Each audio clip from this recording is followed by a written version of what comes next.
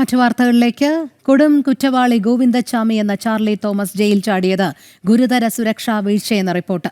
വ്യാഴാഴ്ച രാത്രി 12 മണിക്ക് ശേഷം പരിശോധന നടന്നില്ലെന്ന് കണ്ടെത്തൽ. സെല്ലിലെ പരിശോധനയിൽ കമ്പി മുറിച്ച ആയുധം കണ്ടെത്താത്തത് വൻ വീഴ്ച. ജയിലിനുള്ളിൽ നിന്ന് കുറ്റവാളിക്ക് ആരുടെയും സഹായം ലഭിച്ചിട്ടില്ല. ജയിൽ ഡിഐജിയുടെ പ്രാഥമിക റിപ്പോർട്ടിലാണ് വിവരങ്ങൾ.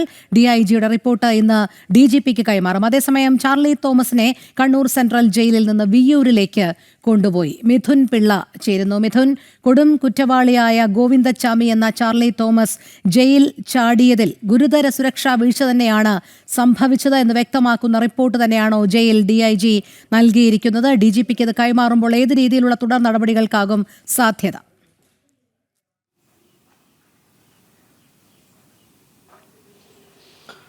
രോഹിണി, ഈ ഗോവിന്ദച്ചാമി എന്ന ചാർലി തോമസിന്റെ ജയിൽ ചാട്ടവുമായി ബന്ധപ്പെട്ട് ഗുരുതരമായ വീഴ്ച സെൻട്രൽ ജയിലിൽ ഉണ്ടായി എന്നൊരു കണ്ടെത്തൽ തന്നെയാണ് അന്വേഷണ റിപ്പോർട്ടിലുള്ളത്. കാരണം ഓരോ ജയിൽ പുള്ളിയുടെ കാര്യവും കൃത്യമായി പരിശോധിക്കേണ്ടത് ജയിൽ അധികൃതരുടെ ഉത്തരവാദിത്തമാണ്. എന്നാൽ അത്തരം കാര്യങ്ങളിലൊക്കെ വീഴ്ച പറ്റിയെന്നൊരു വിവരം തന്നെയാണ് പുറത്തു വരുന്നത്. ഈ വ്യാഴാഴ്ച രാത്രി 12 മണിക്ക് ശേഷം ഈ ജയിലിൽ പരിശോധന നടന്നിട്ടില്ല എന്നാണ് ഈ അന്വേഷണത്തിൽ കണ്ടെത്തിയിരിക്കുന്നത്. മാത്രമല്ല, സെല്ലിലെ ലൈറ്റുകൾ രാത്രി പ്രവർത്തിച്ചില്ല. കമ്പി മുറിച്ച ആയുധം കണ്ടെത്താതിരുന്നത് സെല്ലിലെ പരിശോധനയിലെ വീഴ്ചയാണ് എന്നും പറയുന്നുണ്ട്. ഇതുകൂടാതെ സെല്ലിൽ നിന്ന് പുറത്തു ഇറങ്ങുന്നത് CCTV പതിഞ്ഞിരുന്നു. എന്നാൽ CCTV ദൃശ്യങ്ങൾ രാത്രി ഡ്യൂട്ടിയിൽ ഉണ്ടായിരുന്ന ആളുകൾ നിരീക്ഷിച്ചില്ല.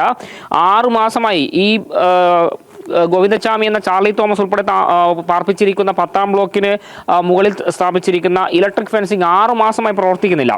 ഇയാൾക്ക് മറ്റാരുടെയെങ്കിലും സഹായം ലഭിച്ചു എന്നതിലും വിശദമായ അന്വേഷണം വേണമെന്നാണ് ഈ ഒരു റിപ്പോർട്ടിൽ പറയുന്നത്. മാത്രമല്ല, ജയിൽ സൂപ്രണ്ടിനെതിരെ നടപടിക്ക് DIG ശുപാർശ ചെയ്യുകയും ചെയ്തിട്ടുണ്ട്.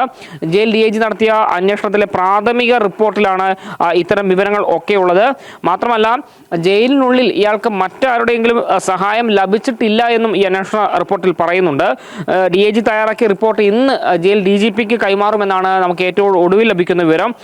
മാത്രമല്ല, നിരവധി പ്രയാസങ്ങളിലൂടെ അല്ലെങ്കിൽ പരിമിതികളിലൂടെയാണ് കണ്ണൂർ സെൻട്രൽ ജയിൽ ഇപ്പോഴും കടന്നു പോകുന്നത്. ജയിലിലെ തടവുകാരുടെ എണ്ണം കൂടുകയും ജീവനക്കാരുടെ എണ്ണം കുറയുകയും ചെയ്തു. ഇത്രയും തടവുകാരെ കൈകാര്യം ചെയ്യേണ്ട തരത്തിലുള്ള ഒരു ജീവനക്കാരുടെ എണ്ണം കണ്ണൂർ സെൻട്രൽ ജയിലിനെ സംബന്ധിച്ചില്ല. കണ്ണൂർ സെൻട്രൽ ജയിലിൽ സുരക്ഷാ വീഴ്ചയ്ക്ക് കാരണം ഇതേ ജീവനക്കാരുടെ കുറവ് തന്നെയാണ് എന്ന് ഈ റിപ്പോർട്ടിൽ പറയുന്നുണ്ട്. 150 ജീവനക്കാർ വേണ്ട ജയിലിൽ നിലവിലുള്ളത് വെറും 106 പേർ മാത്രമാണ്.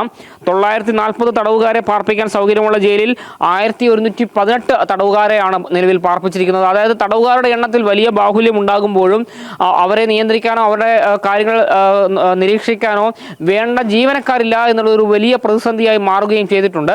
ഇതൊക്കെയാണ് DIGയുടെ അന്വേഷണ റിപ്പോർട്ടിലുള്ളത്. ഈ റിപ്പോർട്ട് ഉടൻ തന്നെ ജയിൽ DGPക്ക് കൈമാറുമെന്നാണ് മനസ്സിലാക്കാൻ വേണ്ടി സാധിക്കുന്നത്. രോഹിണി, ശരി. ജയിൽ DIGയുടെ പ്രാഥമിക റിപ്പോർട്ട് പുറത്ത്. ഗോവിന്ദച്ചാമി ജയിൽ ചാടിയതുമായി ബന്ധപ്പെട്ട് ഗുരുതര വീഴ്ച എന്ന് തന്നെയാണ് റിപ്പോർട്ടിൽ സൂചിപ്പിക്കുന്നത്. മിഥുൻ പിള്ളയാണ് വിവരങ്ങൾ നൽകിയത്.